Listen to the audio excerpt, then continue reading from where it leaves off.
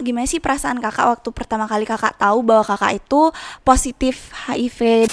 Hari AIDS sedunia itu juga lah yang menjadi cikal bakal saya mulai menulis tentang pengalaman saya sebagai ODIF. Gimana sih rasanya perbedaan menjadi ODIF di Indonesia dan ODIF di Thailand, Kak? Welcome to Soda Talk. Hai guys, kembali lagi ke episode kedua dari Soda Talk KMPF Kaunut dengan aku Tasya sebagai host hari ini yang merupakan juga anggota dari KMPF Kaunut. Nah, acara ini dipersembahkan dalam rangka memperingati Hari AIDS Sedunia yang diacarakan atau diadakan setiap tanggal 1 Desember. Nah, sebelum berbincang lebih dalam lagi dengan Kak Amal, Tasya mau sedikit memperkenalkan narasumber kita ya. Jadi, Kak Amal nama panjangnya adalah Kak Amal S. Azwar. Benar kan, Kak? Ya, jadi beliau ini merupakan founder dari menjadipositif.com, di mana website ini merupakan website tempat beliau mencurahkan ide dan juga pengalaman-pengalamannya sebagai ODIF, dan juga merupakan wadah di mana orang-orang dari seluruh penjuru dunia lain bisa datang untuk mencurahkan ide dan pengalamannya juga sebagai ODIF maupun ODA. Yuk kita langsung aja sambut Kak Amalnya sendiri. Selamat pagi Kak Amal. Selamat pagi. Ya, jadi gimana nih kabarnya Kak? Kalau Tasya baik-baik aja nih Kak. Kalau Kakak gimana? Astaga, semoga baik-baik terus ya Kak, karena kan lagi corona juga. Iya, tapi puji Tuhan sih di Thailand cukup terkendali. Oh iya. Kondisi apa ya, tidak terlalu parah jadi ya. Tapi ya sih tetap terpengaruh. Baik. Berarti Kakak sekarang lagi di Thailand ya Kak ya? Sedang di Thailand. Kota Chiang Mai. Oh baik Kak. Tasya langsung lanjut ya Kak ya. Tasya mau tanya. Tasya nih pengen tahu nih Kak, gimana sih latar belakang Kakak sampai bisa membangun website menjadipositif.com ini? Oke, sebetulnya awal mulanya karena tadi Tasya sebut soal Hari AIDS Sedunia. Sebetulnya itu Hari AIDS Sedunia itu juga lah yang menjadi cikal bakal saya mulai menulis tentang pengalaman saya sebagai ODIF. Pertama-tama itu tahun 2014. Waktu itu ada website namanya Magdalen, masih running sih sampai sekarang. Jadi waktu itu aku kan nulis beberapa artikel buat Magdalen, tapi artikelnya artikel biasa, maksudnya artikel bukan tentang hidupku kena HIV. Terus waktu itu mereka ada anniversary ulang tahun Magdalena yang kedua. Aku ke Jakarta, terus mereka tanya, kamu mau nulis lagi nggak buat kami gitu. Dan itu kalau nggak salah saya kan jadi kayak sebulan. Terus aku bilang, oh iya, aku tiba-tiba spontan aja gitu, langsung bilang, oh iya, kayaknya aku bakal nulis soal itu sebagai ODIF.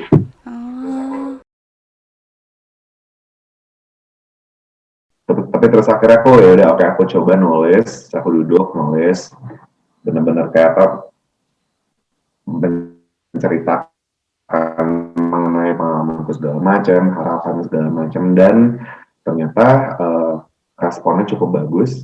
Dan dari situ sih beberapa tahun kemudian soal tentang hidup sebagai ODIF, dan akhirnya aku pikir kenapa aku nggak coba aja bikin website, jadi kayak biar sedikit lebih personal. Nah dari situ menjadi positif.com itu ada muncul. Wah keren banget ceritanya nih Kak. Semoga banyak yang terinspirasi juga ya sama cerita kakak. Keren banget soalnya. Karena beberapa pengalamanku kalau untuk seumuran aku dan mungkin yang agak lebih muda, kebanyakan kan ceritanya cerita-cerita yang muncul itu kan anonim kan, jadi kita tidak tahu nama atau wajah seorang tersebut. Dan itu sangat dimaklumi karena kan ada yang berusaha melindungi identitas mereka karena mereka punya pekerjaan, keluarga segala macam. Aku sadar bahwa karena posisiku freelance, karena aku mampu untuk misalnya aku cukup mampu untuk tidak masalah buatku kalau identitasku ketahuan kalau aku audit misalnya. Nah jadi aku kayak udah kenapa aku nggak coba aja cerita aku ya benar-benar wajahku, namaku gitu supaya lebih personal gitu. Salut banget sih sama kakak bisa embrace, bener-bener embrace diri kakak. Nggak apa-apa kak, santai aja.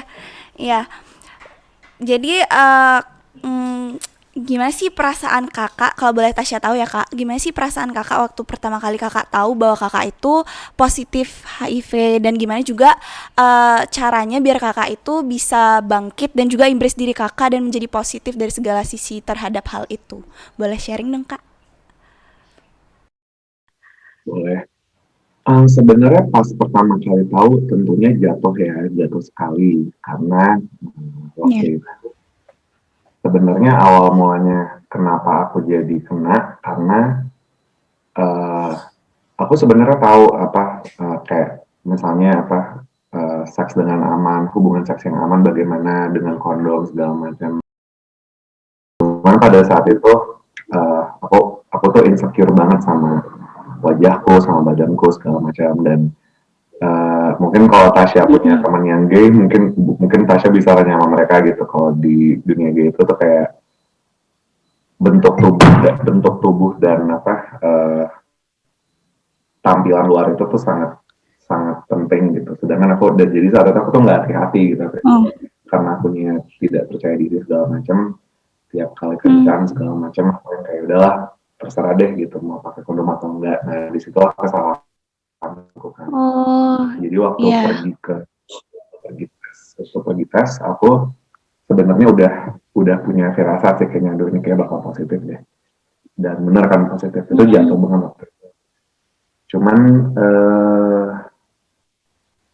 untungnya sih aku cukup beruntung karena meskipun jatuh segala macam tapi mungkin karena ayahku dulu dokter kan. Jadi ketika aku akhirnya cerita sama beliau, respon pertama dia itu bukan yang marahin, bukan yang kok bisa gitu sih, jadi bukan nyalahin aku, apa namanya, tanggapan pertama dari bapak tuh dulu langsung to the point gitu, tapi kamu udah minum obat kan? langsung ke situ gitu, langsung ke solusi gitu, jadi aku nggak ngerasa dijatuhin lagi gitu kan sebelum bilang ke orang tua kan takut kan, aduh gimana nih kalau mereka marah, mereka begini, mereka begitu. Benar kak. Ternyata ya mereka lebih kesedih aja dan mereka ternyata lebih ke kamisan aja. Mereka mau mastiin kalau aku minum obat segala macam. Nah dari situ sih awalnya minum obat dan akhirnya ya ternyata hidupku sama-sama aja kok gitu. Bedanya ya aku tiap jam tertentu harus minum obatnya, tapi sebenarnya setelah itu sama-sama aja kayak temen lain, sama-sama kadang-kadang ada patah hatinya, kadang-kadang happy, jadi sebenarnya sama-sama aja gitu. Oh iya kak. Bagaimana sih kalau Tasya boleh tahu pendapat kakak mengenai Oda maupun Odif di luar sana? Apakah mereka sebaiknya embrace diri mereka sendiri atau justru menyembunyikan identitasnya kak? Ini untuk Indonesia kan? Iya kak. Oke. Ini sih inilah kenapa aku jadi terbuka karena aku tahu kebanyakan Odif di Indonesia itu kan nggak bisa terbuka kan? Iya benar kak. Nggak bisa terbuka, mereka nggak bisa untuk pekerjaan segala macam dan aku paham gitu dan aku tidak akan pernah meminta atau misalkan menyarankan mereka untuk terbuka dengan statusnya gitu. Nggak sih, menurut aku memang sayangnya Indonesia untuk saat ini mungkin belum ke sana gitu. Karena kan kalau misalkan luar stigmanya kan sudah menurun, kan sudah tidak separah yang zaman dahulu gitu, sudah banyak Iya. sekali cara untuk menghindari HIV, dan bukan HIV. hanya dengan kondom, tapi banyak ada juga beberapa cara lain, cuman kan Indonesia belum ke sana. Kalau saranku sih mungkin jangan dulu, dan makanya aku pikir karena aku posisinya cukup, mungkin aku di satu sisi berani, di satu sisi mungkin agak terlalu itu ya, agak apa kalau kata orang Jawa, dablek. Aku terlalu dablek orangnya, jadi cewek ya, Iya. udah lama aku cuman sisi positifnya itu karena aku terbuka segala macam, jadi harapannya jadi misalkan ada teman-teman yang mungkin merasa jatuh, merasa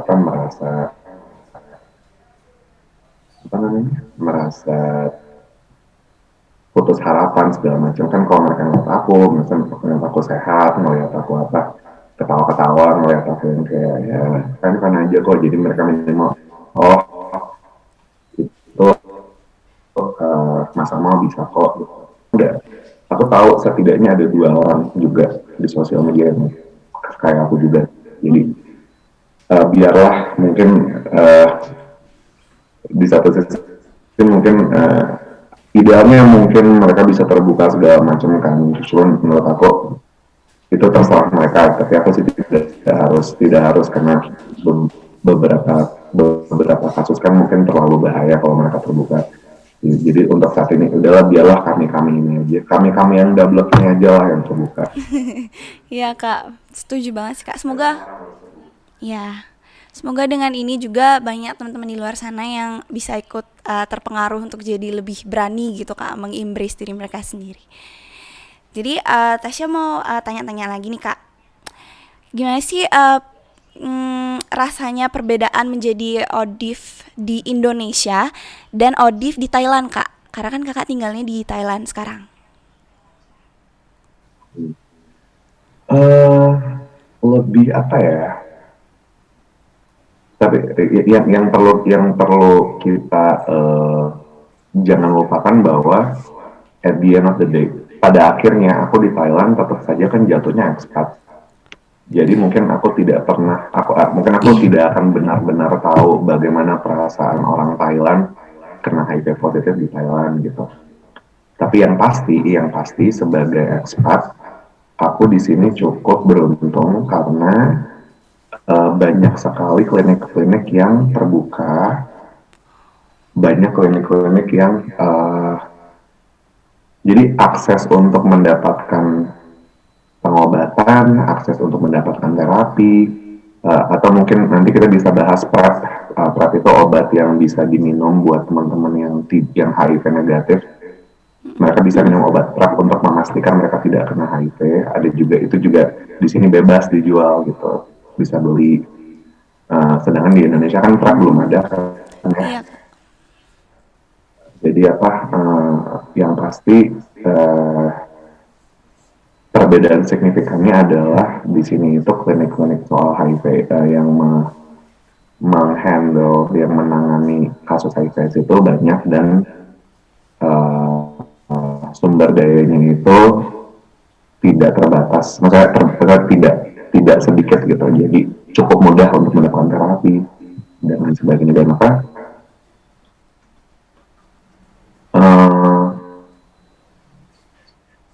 dan banyak, aku merasa sudah mulai banyak yang aware gitu mengenai ini gitu, jadi tidak, bahkan untuk antara teman-teman komunitas sendiri, kalau misalnya kita mau kencan segala macam, it's okay gitu kalau kita bilang oh ya aku yang ini gitu segala macam, Oke Kak. buka untuk ya. Ya. Kalau stigmanya sendiri Kak, perbedaannya gimana sih kalau misalkan yang di Thailand sama yang di Indonesia? Berarti di Thailand lebih accepting gitu ya Kak sama ODIF sama ODA. Ini mungkin karena ini asumsiku ya, mungkin aku salah, tapi mungkin karena uh, secara seksualitas orang Thailand itu lebih toleran. lebih toleran, jadi lebih apa ya, jadi mereka tidak mendiskriminasi ataupun istilahnya mengaitkan HIV itu dengan seksualitas seseorang gitu. Kalau misalnya di Indonesia kan aku ngelihatnya masih ada kayak tudingan bahwa ini penyakit homo. Iya benar. Jadi ini salah kami segala macam. Sedangkan kalau di Thailand kan ya mereka toleran gitu. Jadi mereka lebih fokusnya tuh lebih ke solusi gitu. Terus maksudnya yang kayak oke, maksudnya sepertinya kan cukup tidak apa namanya, cukup terlalu apa ya, terlalu jauh untuk mengharapkan orang-orang tidak berhubungan seks misalnya. Iya. Itu kan agak terlalu jauh kan, pada orang bakal berhubungan seks. Nah jadi kalau orang Thailand, oh ya udah, kalau aku ngerasa kalau di Thailand itu mungkin pendekatan lebih ya udahlah, kita tidak akan bisa menghentikan mereka berhubungan seks. Ya udah, kita pastikan kondom itu gratis, kita pastikan PrEP itu ada, kita pastikan obatnya ada. Jadi kayak mereka kayak ya percuma mau di gimana juga, namanya orang berhubungan seks ya orang akan berhubungan seks gitu. Iya. Mungkin di situ sih perbedaannya. Jadi stigmanya, tapi aku tidak akan mengklaim bahwa tidak ada stigma. Mungkin ada aja, pasti ada, mungkin masih ada sih. Kita mungkin karena kan Thailand gimana pun juga masih Asia Tenggara. Iya, lebih toleran. Masih ada, tapi meskipun stigmanya masih ada, tapi karena lebih toleran, akses pengobatannya itu gampang, jadi lebih mudah. Gitu. Oh, dan satu lagi, beberapa klinik yang ada di sini, mereka dihandle dengan teman-teman komunitas juga gitu. Jadi ketika jadi nggak perlu malu, jadi nggak perlu sungkan, nggak takut dihakimi gitu. Sedangkan kalau aku dengar beberapa cerita teman-teman yang di Indo kan, kadang mereka mereka kadang merasa dipermalukan oleh masih banyak yang suka menghujat pekerja medis kan, padahal menurutku ya pertama itu bukan urusan mereka, kedua ya mereka kan disumpah untuk menyembuhkan orang kan. Aku mungkin karena bapakku dokter ya, jadi aku yang kayak bapakku dulu dokter, jadi kayak aku kalau nemu pekerja medis yang kayak gitu bisa aku sampak balik, gua nggak takut sama. Iya. Tapi kan nggak semua orang kayak gitu kan, semua orang kan beda-beda. Itu sih. Jadi yang aku, jadi maksudnya dari situlah meskipun mungkin stigma di beberapa tempat lain stigmanya mungkin masih ada, tetapi karena stigmanya itu tidak terjadi di klinik ataupun rumah sakit, itu sudah sangat terlihat sekali kan perbedaannya gitu. Karena ketika stigma dan hujatan itu tidak ada di klinik ataupun di rumah sakit, itu kan membuat orang-orang jadi tidak sungkan dan tidak malu dan tidak takut untuk mendapat pengobatan, karena dari situ aja tuh udah besar sekali perbedaannya. Gitu. Oke. Oh iya Kak, Tasya mau tanya nih, dari seluruh tempat di dunia ini, kenapa Kakak pilih untuk tinggal di Thailand? Oh, kalau itu personal sih, aku kan dulu kesini sama partnerku kan. Aku kan sama partner kan dulu kan 6 tahun kan. Iya. 6 tahun. Sebelumnya kan 4 tahun pertama kan tinggal di Cina. Terus setelah 4 tahun tinggal di Cina, kami memutuskan buat pindah. Tadinya mau pindah ke Bali. Cuman aku agak kasihan sama dia, karena kan kalau kita pindah ke Bali, yang butuh visa kan dia doang. Oh iya Kak sih. Aku khawatir aja gitu, maksudnya gimana kalau dia ditolak segala macam kan gitu. Terus aku bilang, ya udah deh kita pergi, gimana kalau kita pergi ke negara yang kita berdua sama-sama butuh visa gitu. Jadi minimal Iya Kak, bisa ngerti. Bareng aja gitu, makanya kira pindah. Dan Thailand kan kalau di Asia Tenggara cukup toleran kan dengan komunitas yang minoritas gitu. Jadi merasa cukup nyaman di sini.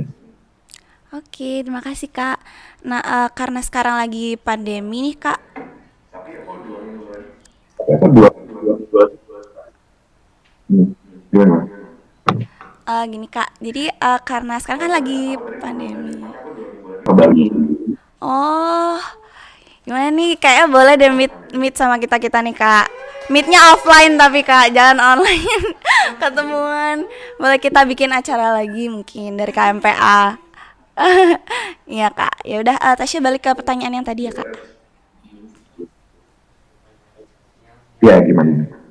Ya, jadi kan karena sekarang lagi pandemi, Nah, apakah pandemi ini mengintervensi atau menghalangi kakak untuk mendapatkan treatment atau mengganggu kehidupan sehari-hari gitu kak? Enggak sih, kalau aku rasanya enggak, karena kan kalau HIV positif itu kan sebenarnya eh, 90% atau mungkin 80% terapi buat teman-teman, buat orang-orang yang HIV positif itu kan adalah dengan minum obat tepat waktu. Iya.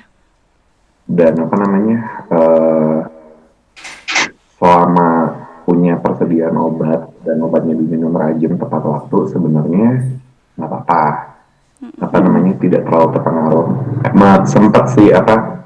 Sempat ada kekhawatiran mengenai suplai obatnya. Oh iya. Dan kalau nggak salah teman-teman di Bali sempat merasakan persediaan obatnya tidak banyak gitu.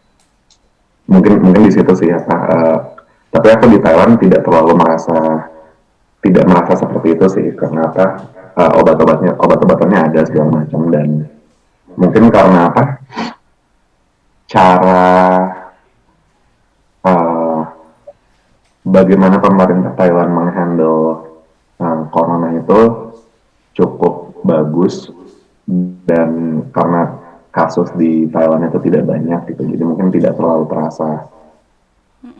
Tuh. Tapi mungkin kalau mungkin nanti nanya sama teman-teman yang di Bali, mungkin mereka bisa merasakan sih, karena kan aku dengar sempat obatnya kayak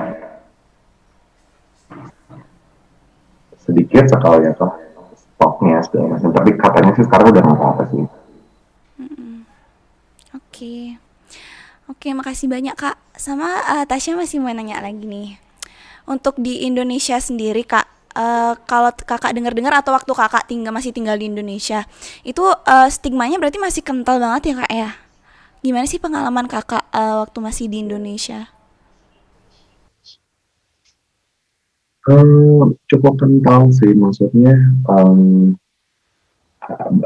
ada beberapa kasus yang misalnya kalau ketahuan dia HIV positif, lalu nanti perusahaannya meminta dia buat resign seperti itu, atau enggak ada beberapa lowongan pekerjaan yang mengharuskan untuk tes negatif HIV misalnya. Dan itu kan sebenarnya tidak adil. Maksudnya ya pertama ya orang mau HIV, seseorang hanya bisa tes HIV kalau dia mau. Iya. Bisa dipaksa. Dan dia harus tahu bahwa darahnya dipergunakan buat tes HIV. Tapi beberapa perusahaan tuh masih kayak ada pemaksaan, itu kan tidak adil. Iya, tidak adil.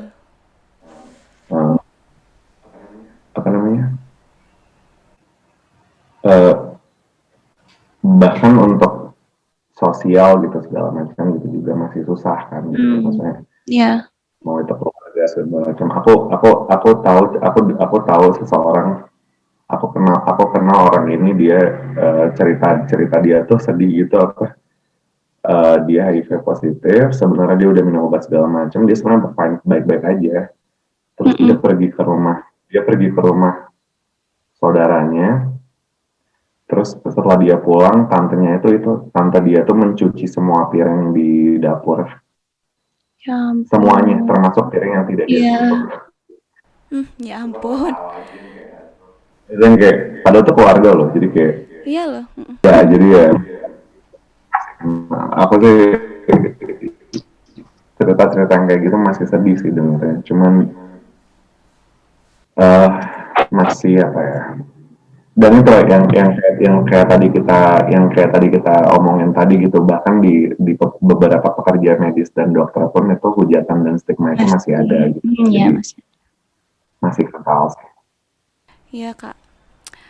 Kalau untuk kunci, apakah kakak memiliki kunci untuk memusnahkan stigma di masyarakat Indonesia kak atau masyarakat umum? Ada nggak kira-kira kak kepikiran gitu? Hmm, itu eh, pekerjaan yang panjang sih, maksudnya tidak bisa instan gitu. Makanya kalau aku pribadi harapanku ya dengan aku bisa terbuka, dengan aku yang kayak Hmm. menunjukkan bahwa aku baik-baik aja segala macam, ya mungkin lama-lama apa stigma-nya bisa agak sedikit Stigmanya berkurang gitu dengan apa Astungkar. iya maksudnya makanya Iya. aku kan dua minggu lagi mau pulang ke Indonesia kan. Iya. Iya. Aku nggak bisa bilang pulang ke Bali karena aku bukan orang Bali. Iya sih kak. Maksudnya harapannya sih dengan aku bisa, kalau aku misalkan domisilinya di Indonesia lagi kan, mungkin bisa membantu aktivisme HIV/AIDS itu, aku bisa benar-benar bisa bantu di lapangan segala macam. Harapannya sih apa, mudah-mudahan lama-lama Stigmanya bisa berkurang ya kak ya. stigmanya itu bisa berkurang sendiri ya. Pelan-pelan sih yang kayak begini-begini. Emang nggak bisa cepet, emang nggak bisa, Iya, nggak bisa tidak bisa. dicepet-cepetin. Iya bener kak. Intinya sih kita tetap harus push pemerintah sih. Makanya aku salut banget sama teman-teman kayak Ayu Faryani, beberapa teman lawan itu yang sangat militan gitu untuk mempush beberapa kasus, kayak misalkan kayak kemarin pas obat-obatan itu suplainya tidak banyak segala macam. Ayu tuh sangat vokal untuk menekan pemerintah segala macamnya. Aku pengen kayak gitu juga, makanya aku mau pulang. Oke. Nah menurut kakak kalau misalkan tentang terkait fasilitas yang mendukung ODA maupun ODIF di Indonesia ini, apakah sudah memadai atau masih belum kak? Sebenarnya Indonesia itu sudah beruntung karena obat-obatan kan gratis. Apa namanya? Iya sih, ada satu klinik di Jakarta yang dulu gratis, tapi sekarang dibebani biaya admin. Tapi sebenarnya biaya admin itu tidak, dibandingkan dengan harga obatnya, sebenarnya biaya admin itu tidak seberapa sebetulnya. Jadi kalau dari sisi apa namanya, harga dan segala macam dan obat-obatan sebenarnya itu sudah menurutku sudah cukup. Cuman yang membuat jadi agak sedikit sedih itu yaitu apa, sayangnya dari yang aku dengar beberapa klinik itu masih ada stigma dan segala macam. Itu sih yang bikin sedih. Dan apa namanya, bagaimanapun pemerintah kan tetap harus hati-hati kan untuk apa namanya, untuk membuat kebijakan-kebijakan yang sebenarnya bisa untuk yang bisa untuk menekan ataupun memutus persebaran HIV. Cuma kan mereka harus hati-hati juga, kayak misalkan kayaknya 4 atau 5 tahun lalu, saya lupa, waktu itu Menteri Kesehatannya masih Ibu Nasih Boy. Padahal Ibu Nasih Boy itu sudah bagus, dia ingin itu lebih mudah. Tapi begitu dia membuat kebijakan seperti itu, ya dia mendapat kecaman kan dari beberapa ulama segala macam. Jadi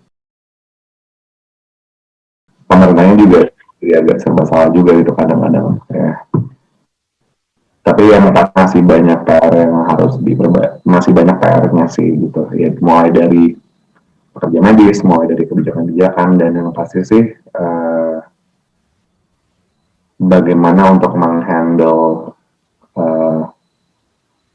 menangani kasus-kasus di mana misalkan beberapa ODA itu tidak bisa bekerja, atau misalkan beberapa perusahaan yang masih tidak menerima apabila karyawannya ODIF segala macam gitu. Masih banyak sih pekerjaan rumahnya.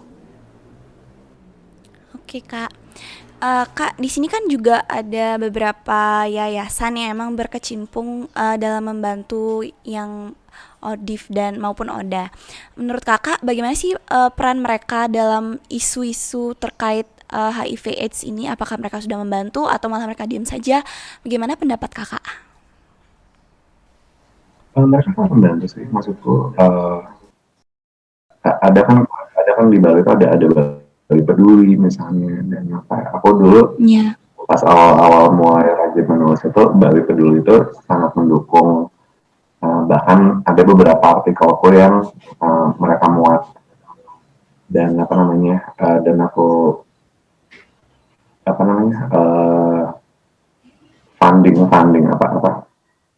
donasi dan misalkan pembiayaan segala macam itu kan juga mereka juga cukup membantu segala macam. So I think aku rasa kalau untuk yayasan kan mereka sudah cukup membantu sih. Cuman kan kalau LSM NGO yayasan kan pada akhirnya mereka terbatas kan sumber dayanya.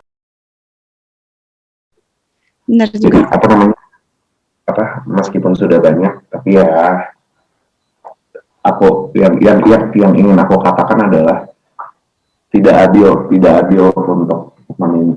untuk mengharapkan yayasan itu untuk menjadi tulang punggung semua ini, karena ya pada akhirnya tulang punggungnya pemerintah harusnya. Ya karena mereka cuma menjadi bridge aja ya Kak ya. Jembatan. Ya mereka membantu menjembatani segala macam. Teman pada akhirnya kalau mengharapkan mereka untuk kayak 100% kayak tidak adil. Ya pertama mereka juga tergantung funding juga kan. Kalau mereka fundingnya lagi nggak bagus ya mereka juga tidak bisa terlalu membantu gitu. Makanya pas aku pernah nulis kayak membantu untuk bikin artikel buat beberapa yayasan. Itu aku nggak pernah minta bayaran karena aku tahu struggle-nya, karena aku ngerti struggle mereka kayak gimana, kayak hal-hal seperti itu. But I think, tapi aku rasa yang ingin aku katakan adalah ya mereka sudah berusaha kok, mereka sudah bekerja dengan cukup baik. Ya itu tidak adil untuk mengharapkan mereka saja yang mengerjakan semuanya. Iya benar Kak. Oke, jadi kalau menurut Kakak, apa aja yang bisa meningkatkan awareness masyarakat terkait HIV/AIDS itu sendiri? Karena kan masih banyak Kak di luar sana tuh masih banyak paham-paham yang salah tentang HIV/AIDS. Seperti contohnya yang tadi yang keluarga temannya Kakak yang sampai harus mencuci semuanya yang padahal tidak tersentuh oleh teman Kakak sendiri. Nah itu gimana ya Kak caranya biar mereka lebih aware tentang apa yang benar terkait HIV ini gitu?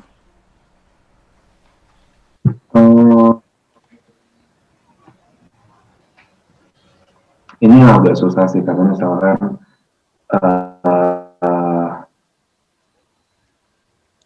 sudah banyak cara-cara yang dilakukan pemerintah, kan misalkan mulai dari iklan layanan masyarakat segala macam, atau misalkan ada juga yang mendata beberapa aktor kayak misalkan Dian Sastrowardoyo yang sudah angkat suara segala macam. Yang aku harapkan ya kalau sudah seperti ini ya memang sebaiknya dari kita juga gitu. Makanya aku sangat menghargai ketika beberapa teman yang bukan ODIF tapi mereka cukup lantang bersuara dan cukup membantu buat edukasi segala macam buat mungkin keluarga mereka sendiri atau teman-teman mereka sendiri segala macam. Terus yang diharapkan sih mungkin kedepannya ada beberapa kayak muncul banyak kebijakan-kebijakan ataupun regulasi baru yang melindungi orang-orang yang kena HIV ini gitu. Mungkin dari pemerintah bisa memperkenalkan mungkin undang-undang atau misalkan kebijakan atau misalkan peraturan presiden misalnya segala macam yang bisa melindungi ODA ini supaya mereka bisa bekerja, supaya mereka itu sekolah nggak apa-apa, atau ya jadi bahkan karena kadang-kadang stigma ini juga ada di pemerintah juga gitu, kayak apa kalau nggak salah Iya. pernah baca apa kalau CPNS mungkin ini bisa dibantu juga buat konfirmasi, tapi aku pernah baca kalau CPNS itu harus HIV negatif juga kan misalnya. Oh. Ini beberapa tahun lalu sih aku dengar ceritanya, aku nggak tahu kalau sekarang kayak gimana. Itu terus ada juga LPDP misalkan beberapa tahun lalu itu aku baca beritanya buat teman-teman dari Indonesia Timur yang ingin mendaftar untuk beasiswa LPDP, mereka harus mencantumkan HIV negatif, yang menurutku tidak ada hubungannya status HIV seseorang dengan kemampuan akademis. Nah jadi harus dari atas juga gitu, pemerintah juga gitu. Agak klise ya, bisa menjawab pertanyaan seperti ini dengan jawaban pemerintah, cuman ya memang itu ya mereka kan dibayar untuk itu. Iya. Mereka kan dapat gaji kan hal seperti ini, jadi kayak cuman kalau kembali lagi ke topik ini ya harapannya sih dengan kita melakukan hal seperti ini dengan teman-teman di sana membantu dengan podcast seperti ini gitu. Mudah-mudahan bisa semakin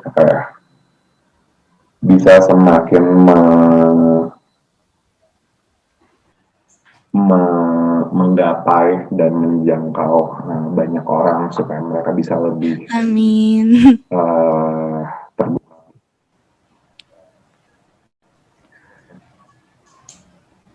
Oke. Nah, karena sekarang Hari AIDS sedunia nih Kak, Kakak ada nggak pesan dan kesan atau mungkin saran untuk para teman-teman yang juga menderita ODA maupun ODIF Kak? Boleh sharing-sharing buat teman-teman yang nonton. Minum obatnya. Minum obat setiap hari, jangan telat, harus tepat waktu. Atau sarannya itu aja. Karena gini, kayak gini, pada akhirnya kan semua impian, semua hal tentang yang ingin mereka capai dalam hidup mereka, mau itu pekerjaan, karir segala macam, pada akhirnya kan itu tergantung dari mereka sehat atau enggak. Iya, benar. Kalau aku lebih ke situ dulu, kayak jangan telat minum obatnya, rajin segala macam. Kapan perlu bikin grup WhatsApp sama teman-teman ODIF, saling mengingatkan gitu. Kayak misalnya, Mas Sama udah minum obat belum? Jam 10 gitu. Siapa yang minum obat jangan lupa. Minum obatnya. Oke. Nah, kalau untuk masyarakat luas nih Kak, yang bukan non ODIF ODA, pesan Kakak gimana buat masyarakat luas?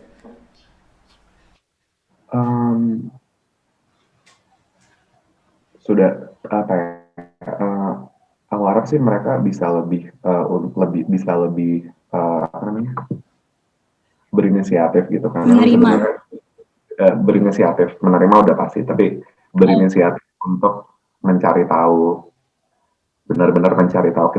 Kita kan hidup di zaman internet kan, yang informasi itu ada di mana-mana gitu. Jadi maksudnya pertama itu mencari informasi yang kredibel, yang kita percaya, supaya mereka bisa lebih teredukasi soal HIV ini.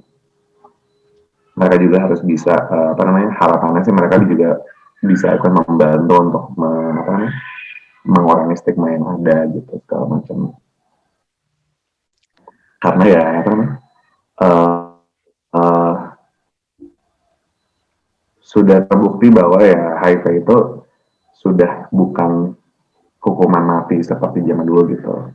Karena sedih loh, karena aku aku sekitar 3 tahun lalu kalau nggak salah. Aku sempat ke Bali 3-4 tahun lalu, ketemu sama aktivis ini, dan dia cerita gitu bahwa ada beberapa kasus di mana misalkan ada seseorang kena HIV dan bukannya dia minum obat, dia malah pulang kampung dan menunggu dia mati gitu, dan tidak minum obat, akhirnya HIV-nya jadi AIDS.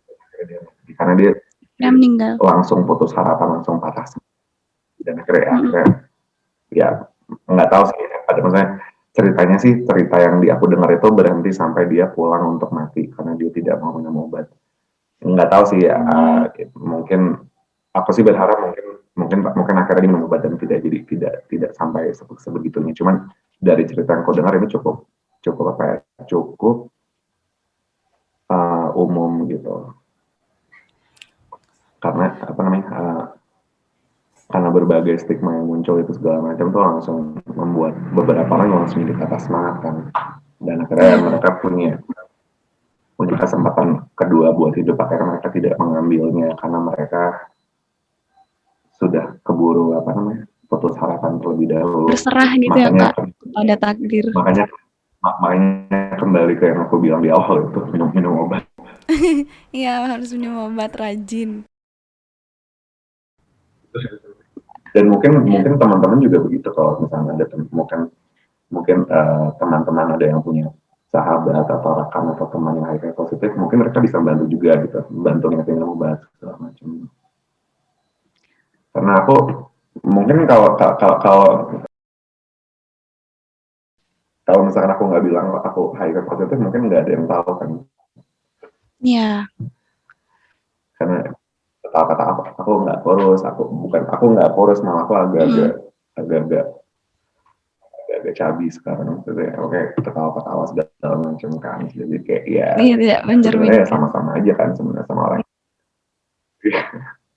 Iya.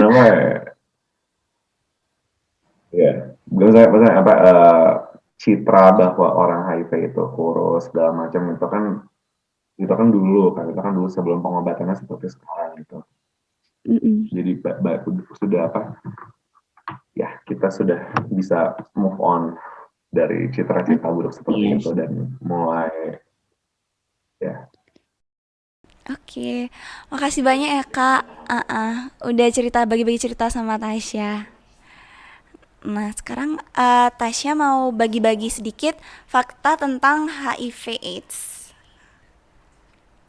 Oke, jadi HIV ini adalah virus yang menyerang sistem imun tubuh.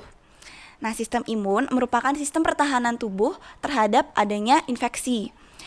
Menurunnya sistem imun ini dapat membuat kita rentan terhadap infeksi-infeksi yang dapat menyerang. Nah, sedangkan kalau AIDS itu sendiri adalah sindrom yang timbul akibat HIV. Nah, AIDS itu merupakan stadium terakhir juga dari HIV.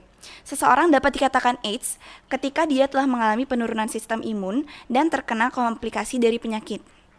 HIV ini bisa menular hanya melalui transfusi darah, hubungan seksual, dan juga dari ibu ke janin. HIV tidak dapat menular melalui cairan tubuh seperti keringat, kulit, air liur, maupun air kencing. Baik, kalau boleh tahu nih Kak, kakak pasti kan punya moto hidup. Nah, boleh dong sharing Kak moto hidup kakak bagaimana?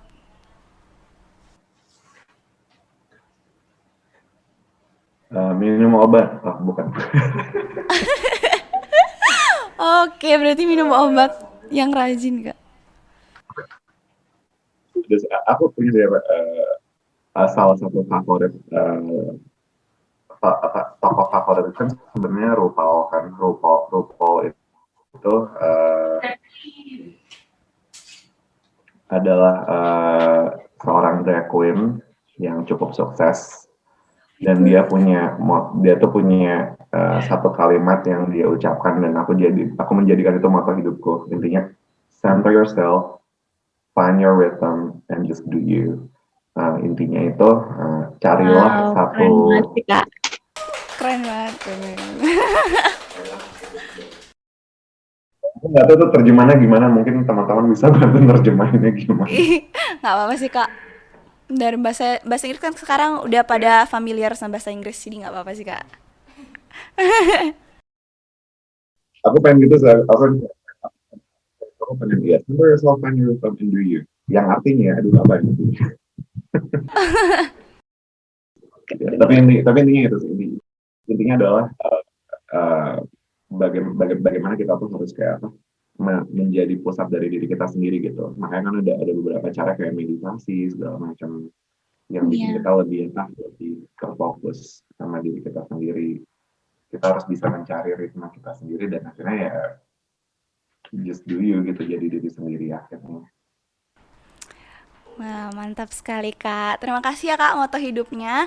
Nah, karena sudah mencapai penghujung episode juga, Tasya mau mengucapkan banyak terima kasih kepada Kak Ama karena sudah bersedia menjadi narasumber pada podcast WAD ini. Kami harap juga nanti setelah ini podcast-podcast lain kita bisa ngundang Kak Ama lagi.